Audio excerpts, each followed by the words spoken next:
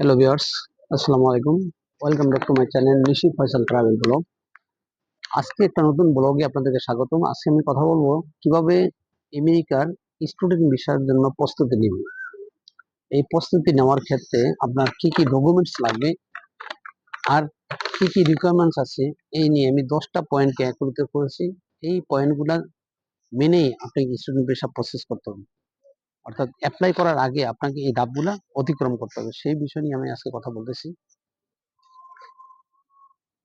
তার আগে আমি রিকোয়েস্ট করবো, আমার চ্যানেলে যারা নতুন এবং চ্যানেলটি সাবস্ক্রাইব করে আমার সঙ্গে থাকুন। আমার একটি পেজও আছে, ফ্যামিলি ট্রাভেল ব্লগ, এটাতে এই ভিডিওটা যাবে।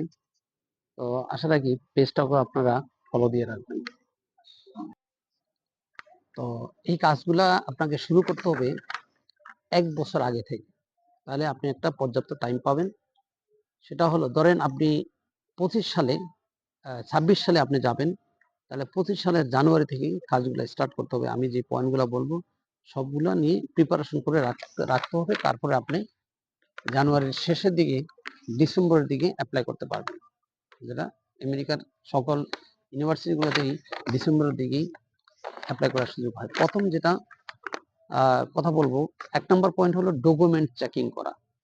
ডকুমেন্ট বলতে আপনার যে মেট্রিক, এসএসসি, এইচএসসি, গ্রাজুয়েশন, যারা গ্রাজুয়েশন করতে যাবেন তাহলে এসএসসি, এইচএসসি সার্টিফিকেট, ট্রান্সক্রিপশন, তারপরে হলো আপনার ভোটার আইডি কার্ড অথবা আপনার ডিজিটাল জন্ম নিবন্ধন, আপনার বাবা মার ভোটার আইডি কার্ড, এদের নামগুলা সব ঠিক আছে কিনা, অথবা আইএলটিএস, যে IELTS score, bank solvency, bank statement, যে ব্যাংক স্টেটমেন্ট দেখাবেন আপনি, সেই ব্যাংকের অ্যাকাউন্টের সাথে আপনার আপনার সবকিছু মিল আছে কিনা, আপনার সাথে যায় কিনা, অথবা আপনার বাবার হলে বাবার, অথবা যদি আলাদা স্পন্সরশিপ হয় সেটার বিষয়ে আমি পয়েন্ট নিয়ে আসতেছি। তো এগুলো শুধু নাম চেক করবেন, দেখবেন অনেক সময় একটা লেটারের কারণে ভুল হয়ে যায়। যদি এই ভুলটা হয় তাহলে আপনি আর এই সেশন ধরতে পারবেন না, কারণ এটা কারেকশন করতে বহুত সময় লাগবে। এই জন্যই ধরেন আপনি ডিসেম্বরে অ্যাপ্লাই করতে হবে, আপনি এটা ধরা পড়লে, ফলটা ধরা পড়লে আপনার নভেম্বরে বা অক্টোবরে, তখন কিন্তু আপনার হাতে আর সুযোগ থাকবে না এগুলা কারেকশন করার। এই জন্যই 1 বছর সময় হাতে নিয়ে এই কাজগুলা সবাই করবেন। তারপরে হলো আপনার ফাদারের ট্যাক্স সার্টিফিকেট, তারপরে টিন সার্টিফিকেট, ব্যাংক স্টেটমেন্ট যদি আপনার ফাদারটা হয়, ব্যাংক সলভেন্সি সার্টিফিকেট, ব্যাংকের অ্যাকাউন্ট, সবকিছু তো আপনার বাবার নাম আর আপনার নামের সাথে, আপনার ভোটার আইডি কার্ডের নামের সাথে ঠিক আছে কিনা, এই সবগুলো আপনার আইডি কার্ডের সাথে, আপনার বাবা মার আইডি কার্ডের সাথে চেকিং দিতে হবে, ক্রস চেক দিতে হবে। যদি কোনো ভুল ত্রুটি থাকে, একটা লেটারে ভুল ত্রুটি থাকে, দ্রুত কারেকশন করার ব্যবস্থা করতে হবে। নাম্বার 2 হলো পাসপোর্ট। আমরা অনেক সময় ঢিলামি করবে, করে ফেলবো, তাড়াহুড়া করবে, এমন তাড়াহুড়া করতে গেলে ভুল হবে। আর একটা কথা আমি বলে দেই, পাসপোর্ট করতে গেলে শুধুমাত্র আপনার ভোটার আইডি কার্ড ইউজ করুন, অথবা আপনার যে অ্যাপ্লিকেন্ট তার ভোটার আইডি কার্ডটা নিয়ে যাবেন, বাবা মার আইডি কার্ডটা নেবেন না, তাহলে ঝামেলায় পড়বেন। দেখা গেছে আপনার বাবা মার নাম উল্টাপাল্টা দিবে। আপনার বাবা মার নাম যদি আপনার ভোটার আইডি কার্ডে যেটা আছে, আপনার সার্টিফিকেট যদি যেটা আছে আপনার নাম, সেটা দিয়ে করবেন। এটা দিয়ে করবেন, আপনার বাবা মার ভোটার আইডি কার্ডের কোনো দরকার নেই। তো পাসপোর্টটা আপনার দ্রুত করে ফেলাই ভালো। ধরেন আপনি কম প্রাইসও করতে পারবেন পাসপোর্টটা যদি করেন। আর যদি একদম শর্ট টাইমে করেন তাহলে এটা হয়তো বা বেশি টাকা নিবে। অথবা আপনার তো এর মধ্যে আইএলটিএসও দিতে হবে, আইএলটিএস এর আগে তো অবশ্যই রেজিস্ট্রেশন করতে পাসপোর্ট লাগে, অতএব আপনি পাসপোর্টটা আগে করে নেবেন। এটা হলো 3 নাম্বার। 3 নাম্বার হলো আপনার ইংলিশ প্রফিসিয়েন্সি টেস্ট।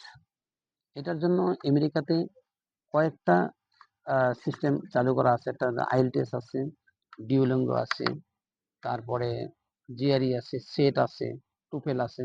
তবে এখন বর্তমানে চলে হলো ইংলিশ আইএলটিএস আর হলো ডিউলিঙ্গো। আর যারা স্কলারশিপের চিন্তা করেন তাদের জন্য সেট দিতে হবে গ্রাজুয়েশনের জন্য, আর মাস্টার্সের জন্য জিআরই দিতে হবে, জিমেট দিতে হবে। যারা স্কলারশিপের চিন্তা করেন, তো এগুলা স্কোরটা কেমন হবে? আইএলটিএস এর স্কোর 6 অ্যাবভ লাগবে।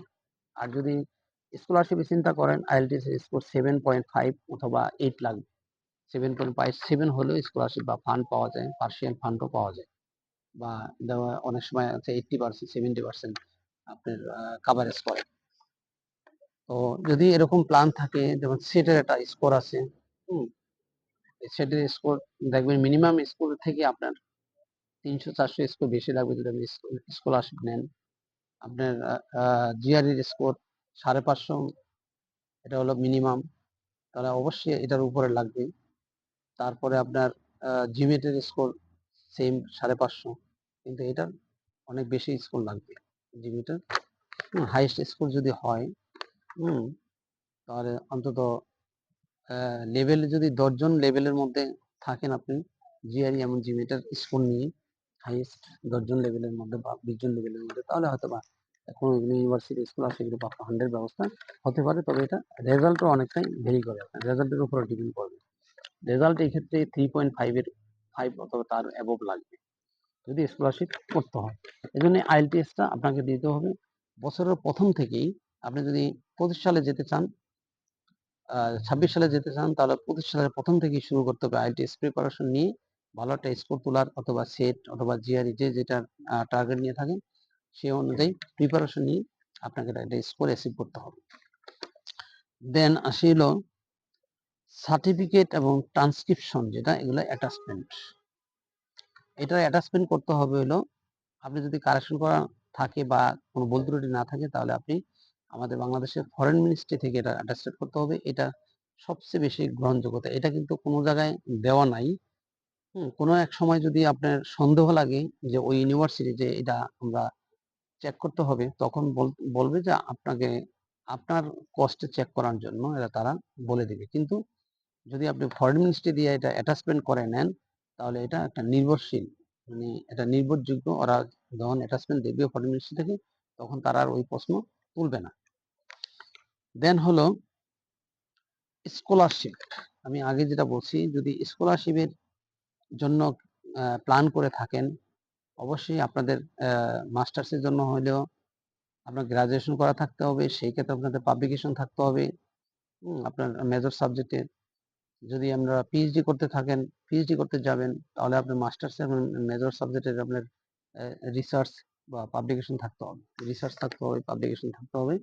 সাথে সাথে আপনাকে অবশ্যই, যারা ইন্টারমিডিয়েট পাস, তাদের জন্য অবশ্যই গ্রাজুয়েশন করতে গেলে আপনাকে সেট দিয়ে যেতে হবে এবং সেটের ভালো একটা স্কোর তুলতে হবে। সেম জিআরই এবং জিমিটার এবং ভালো হাইয়েস্ট স্কোর লাগবে। আগে বলছি যে অন্তত 20 জনের মধ্যে স্কোরটা থাকতে হবে, এটা ওয়ার্ল্ড ওয়াইড একটা এক্সাম।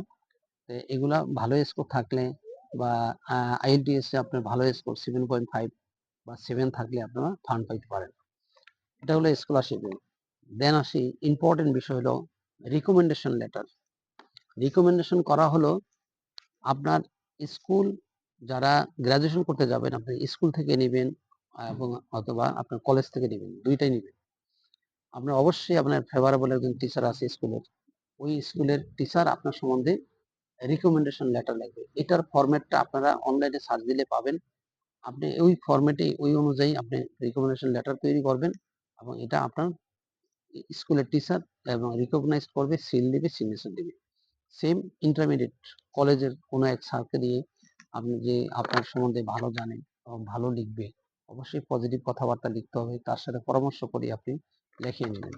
আর যারা মাস্টার্স করতে যাবেন, অবশ্যই যে ইউনিভার্সিটি থেকে আপনার গ্রাজুয়েশন করেছেন সেই ইউনিভার্সিটির একজন টিচার, আপনি ডিপার্টমেন্টের টিচারের মাধ্যমে আপনি রিকমেন্ডেশন লেটার নিতে হবে। যারা মাস্টার্স করতে যাবেন তাদের 3টা লাগবে, আর যারা গ্রাজুয়েশন করতে যাবেন তারা অবশ্যই 2টা নিতে হবে। 2 জায়গা থেকে 2টা নিতে হবে, এটা রিকমেন্ডেশন লেটার। তারপর আসেন আরো গুরুত্বপূর্ণ বিষয় হলো এসওপি, স্ট্যান্ডার্ড অফ পারপাস। এটা হলো আপনার পারপাসটা কি, এটা ডিটেলস রিকমেন্ডেশন লেটার থেকে অনেকটাই ভিন্ন। আপনি এটার কিছু নমুনা আপনি নিয়ে নিতে পারবেন, প্রিভিয়াসলি যারা গিয়েছে, যারা লিখছে পারপাস অফ এসওপি, যারা লিখছে তাদের এগুলা কয়েকজনের কাছ থেকে নিবেন এবং আপনার আপনার মতো আপনারটা আপনার মতো করে লিখবেন। এটা সিস্টেমটা দেখার জন্য, রেফারেন্স দেখার জন্য নিবেন, নিয়ে আপনি আপনার মতো করে লিখবেন। তবে এটার মধ্যে সবকিছু চিত্র এ টু জেড আপনার সম্বন্ধে তুলে ধরুন, আপনার ফ্যামিলি থেকে শুরু করে আপনার ব্যাকগ্রাউন্ড, আপনার পড়াশোনা, কোন ইউনিভার্সিটিতে পড়ছেন, কোন সাবজেক্টে পড়ছেন, আপনার রেজাল্ট, স্কোর, এভরিথিং, এবং আপনি কি কি কাজ করছেন, লেখাপড়ার পাশাপাশি আপনি কি কাজ করছেন, সেই কাজগুলা আপনি মানে উল্লেখযোগ্য কোনো অ্যাচিভমেন্ট থাকলে অ্যাচিভমেন্ট সবকিছু তুলে ধরবেন। এবং আপনি কি কারণে চাচ্ছেন, আপনি এই ডিগ্রিটা কেন নিতে চাচ্ছেন, এবং এটা নিয়ে আপনি দেশে যে ফিরে আসবেন এই সম্বন্ধে আপনাকে ব্রিফ করতে হবে, এবং দেশের কি কি উপকার আসবে আপনার আপনার ভিতর থেকে এটা বলতে হবে। আপনার একটা প্ল্যান, মানে এটা করার পরে এই গ্রাজুয়েশন অথবা এই মাস্টার্স করার পরে আপনার প্ল্যান কি, সমাজকে, দেশকে বা পৃথিবীকে কিভাবে আপনি সার্ভ করতে পারবেন, সব ডিটেলস আপনি এখানে এই এসওবিতে উল্লেখ করতে হবে। দেন আপনি এই ইউনিভার্সিটিটা কেন চুজ করেছেন, কেনই এই ইউনিভার্সিটিতে পড়বেন, এবং এটা সম্বন্ধে লিখবেন। এখানে একটা কথা বলে রাখা ভালো, অনেকে 2-3টা ইউনিভার্সিটি, 3-4টা ইউনিভার্সিটি করেন, সেই ক্ষেত্রে আপনার যে এসওবির এই অংশটা চেঞ্জ করবেন। যে যে রেসপেক্টিভ ইউনিভার্সিটির কথা সেখানে উল্লেখ করবেন, সেই ইউনিভার্সিটির ভালো মন্দ কথা লিখে কেন এটা পড়তে যাচ্ছেন এমফাসাইজ করে ওই ইউনিভার্সিটির কথাগুলো লিখবেন। ইউনিভার্সিটি চেঞ্জ করলে এই জায়গাটা চেঞ্জ হবে। এসওবি লাস্ট এই মোমেন্টটা লিখবো একটা। এই এসওবি আপনারা দেখে নেবেন, অনেকের কাছে আছে যারা বড় ভাইরা গিয়েছেন, স্কলারশিপ নিয়ে গিয়েছেন বা বিদেশে পড়তে গেছেন, আমেরিকাতে পড়তে গেছেন, জার্মানিতে পড়তে গেছেন, তাদের কাছে এগুলো লেখা আছে, খুঁজে নিতে হবে। খুঁজে নিলেই পাবেন। গুগল ধরে ধরে কপি পেস্ট করলে কাজ হবে না, তাহলে কিন্তু ধরা পড়ে যাবে, তারা বুঝতেই পারবে, 2 লাইন পড়লেই তারা বুঝতে পারবে আপনার এবং এসওবির কি অবস্থা, এসওবি এটা কি ডুপ্লিকেট করছেন কিনা, এটা তারা বুঝতে পারবে। দেন আসেন extra curriculum activities. Extra curriculum activities বলতে আপনার একাডেমিক পড়াশোনার পাশাপাশি আপনি কোনো কিছু করছে কিনা, যেমন ধরেন অনেকে ডিবেটিং করে অথবা সোশ্যাল অর্গানাইজেশনের সাথে যুক্ত হয়, যেমন ব্লাড ডোনেশন আছে, নোটারি নোটারি পাবলিক আছে, বা সরি নোটারি ক্লাব, এই রোটারি ক্লাব, নোটারি না, রোটারি ক্লাব, এই ক্লাবের সাথে সদস্য হয়। তারপরে ধরেন আপনার ফ্রিল্যান্সিং এর ভলান্টিয়ারিং কোনো কাজ যদি করে থাকেন সেই ক্ষেত্রে, মানে এরকম কোনো অ্যাচিভমেন্ট যদি থেকে থাকে, তাহলে আপনাকে অবশ্যই এগুলা, এই এক্সট্রা কারিকুলাম এগুলো উল্লেখ করতে হবে। সাথে সাথে আপনি যদি কোনো প্লেয়ার হয়ে থাকেন, কোনো ন্যাশনাল পর্যায়ে যদি খেলে থাকেন, এই সব কিছু এখানে আনতে হবে। সেই ক্ষেত্রে আপনি যদি কোনো অ্যাচিভমেন্ট হয়ে থাকে, আপনি কোনো অ্যাওয়ার্ড পেয়ে থাকেন, কোনো মেডেল পেয়ে থাকেন, সেগুলো এখানে সুন্দর করে উল্লেখ করতে হবে। এটা হলো যেমন। তারপরে আসেন স্পন্সরশিপ। আপনাকে কে স্পন্সরশিপ করবে? যদি আপনার বাবা আপনাকে স্পন্সরশিপ করে, অবশ্যই বাবার tax certificate, tin certificate, bank statement এবং সবকিছু মজুত রাখতে হবে। এবং এই ব্যাংক স্টেটমেন্টটা যদি টার্গেট নিয়ে থাকেন, আমি বলছি 1 বছর সময় নিতে, তাহলে 1 বছর জানুয়ারি থেকেই শুরু করবেন। ওই যেই ব্যাংক স্টেটমেন্ট আপনারা শো করবেন, ওই ব্যাংক স্টেটমেন্টে লেনদেন করা থাকবে। সেক্ষেত্রে স্পন্সরশিপের আর্নিং সোর্স দেখাতে হবে, কি কি আর্ন করে, এই পারপাসে কিন্তু লিখিত থাকতে হবে। এই অনুযায়ী ওই যেটা লিখবেন, এই লেখার এই এই এই ইয়েটা, স্টেটমেন্টটা আপনার স্পন্সরশিপই দিবে। স্পন্সরশিপের স্টেটমেন্ট এটা নেবেন, এবং এটা রিলেটেড কি কি, তার কি কি অ্যাসেট আছে, সবকিছু কিন্তু এই পেপারের সাথে অ্যাটাচমেন্ট করে দিতে হবে। তার ট্রেড লাইসেন্স, তার ইম্পোর্ট এক্সপোর্টের, যদি বিজনেস করে থাকে ইম্পোর্ট এক্সপোর্টের লাইসেন্স দিতে হবে, অথবা যদি সে জব করে থাকে তাহলে ওই জবের পদ পজিশন, ওই অফিস সম্বন্ধে ডিটেলস লিখে এটার যে রিলেটেড ডকুমেন্টস, আইডি বা পজিশন সবকিছু এখানে উল্লেখ করতে হবে, এই পেপার জমা দিতে হবে। লাস্ট যেটা, লাস্ট কিন্তু নট লিস্ট, তাহলে ব্যাংক স্টেটমেন্ট। এই ব্যাংক স্টেটমেন্টের সাথে খুবই ইম্পর্টেন্ট একটা কথা বলি, অনেক সময় দেখবেন রিজেক্ট হয়ে যায় অনেক সময় ব্যাংক স্টেটমেন্টের জন্য। এই ব্যাংক স্টেটমেন্ট করতে গিয়ে অনেকটা ভুল করে।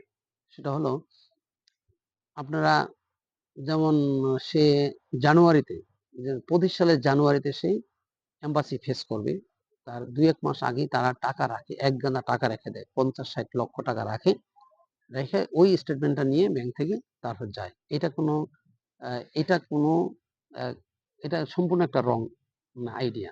এই আইডিয়াতে কোনো কাজই করবে না। এটা কাজ করতে হবে 1 বছর আগে থেকে, যে টাইম নিচ্ছি, এই 1 বছর আগে থেকে আপনার এই ব্যাংক অ্যাকাউন্ট যদি আপনার বাপের বা স্পন্সরশিপ যে দেয় যদি তার আগে থেকেই থাকে, এক বছর থেকে শুরু করবেন যে এটার মধ্যে লেনদেন ট্রানজাকশন করতে হবে। ট্রানজাকশন করে প্রতি মাসে তুলতে হবে, জমা দিতে হবে, তুলতে হবে, জমা দিতে হবে। এইভাবে একটা ব্যাংক স্টেটমেন্ট তোলা যায়। আপনি হুট করে যদি ৫০-৬০ লক্ষ টাকা জমা দেন তাহলে হবে না। এট দ্য এন্ড যখন আপনি নিবেন তার ৩ মাস বা ৬ মাস আগে থেকে ওই ব্যাংকের অ্যাকাউন্টে আপনাকে ৫০ লাখ অথবা ৪০ থেকে ৫০ লাখ টাকা ওখানে জমা করবেন। ৪০ থেকে ৫০ লাখ টাকা জমা রাখবেন। সেই অনুযায়ী আপনি এটা করতে পারেন, কোন ইউনিভার্সিটিতে কোন সাবজেক্টে পড়বেন সেটার উপর ডিপেন্ড করবে। ওই ইউনিভার্সিটির যদি ফান্ড না পেয়ে থাকেন, যদি কোনো ফান্ড না পেয়ে থাকেন বা রেজাল্ট আপনার খারাপ থাকে, সেক্ষেত্রে আপনার এখানে ফান্ড দেখাইতে হবে বেশি। ব্যাংক স্টেটমেন্ট দেখাইতে হবে এবং লিগ্যাল টাকাটা থাকতে হবে। অন্তত ৬ মাস টাকার ওখানে মজুত রাখতে হবে। এর মধ্যে ৬ মাসের মধ্যে লেনদেন করতেই থাকবেন। কিন্তু আপনার ব্যাংকে টাকাটা কিন্তু এরকম ৪০-৫০ লাখ বা এর নিয়ার অ্যাবাউট এরকম কাছাকাছি অ্যামাউন্ট ওখানে রাখতে হবে। তো এই ছিল আমার কিভাবে প্রস্তুতি নিবেন ১ বছর আগে থেকে আমেরিকা যাওয়ার জন্য, সেই বিষয়ে একটা ব্লগ। যদি ব্লগটা ভালো লেগে থাকে অন্যকে দেখার সুযোগ করে দিন এবং নতুন, নতুন ভিডিও বানানোর ইন্সপিরেশন দেওয়ার জন্য কমেন্টস করে জানাবেন কি, কি ভিডিও দেখতে পাচ্ছেন। নেক্সট টাইম আমি ইনশাআল্লাহ ইউরোপ নিয়ে ভিডিও করব। আজ এই পর্যন্ত। আল্লাহ হাফেজ। আবার দেখা হবে নতুন কোনো ভিডিওতে।